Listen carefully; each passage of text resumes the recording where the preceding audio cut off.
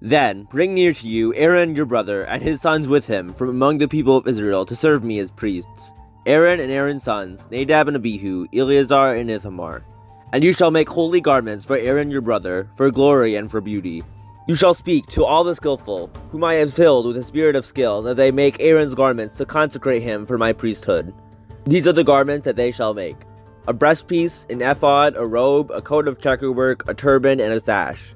They shall make holy garments for Aaron your brother and his sons to serve me as priests.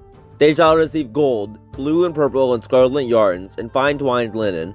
And they shall make the ephod of gold, of blue and purple and scarlet yarns, and of fine twined linen, skillfully worked. It shall have 2 shoulder pieces attached to its 2 edges, so that it may be joined together.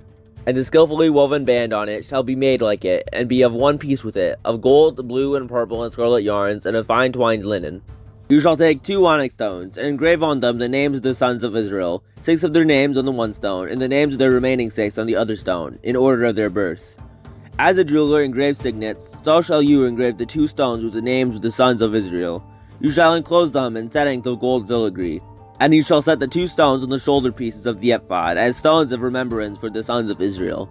And Aaron shall bear their names before the Lord on his 2 shoulders for remembrance. You shall make settings of gold filigree, and 2 chains of pure gold, twisted like cords, and you shall attach the corded chains to the settings. You shall make a breastpiece of judgment in skilled work. In the style of the ephod you shall make it. Of gold, blue and purple, and scarlet yarns, and fine twined linen shall you make it. It shall be square and double, a span its length and a span its breadth.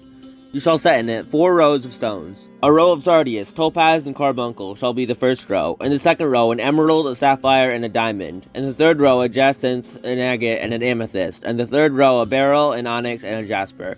They shall be set in gold filigree. There shall be 12 stones with their names according to the names of the sons of Israel. They shall be like signets, engraved with its name for the 12 tribes. You shall make for the breastpiece twisted chains like cords of pure gold. And you shall make for the breastpiece 2 rings of gold, and put the 2 rings on the 2 edges of the breastpiece. And you shall put the 2 cords of gold and the 2 rings at the edges of the breastpiece. The 2 ends of the 2 cords you shall attach to the 2 settings of filigree, and so attach it in front to the shoulder pieces of the ephod. You shall make 2 rings of gold, and put them at the 2 ends of the breastpiece, on its inside edge next to the ephod. And you shall make 2 rings of gold, and attach them in front to the lower part of the 2 shoulder pieces of the ephod, at its seam above the skillfully woven band of the ephod.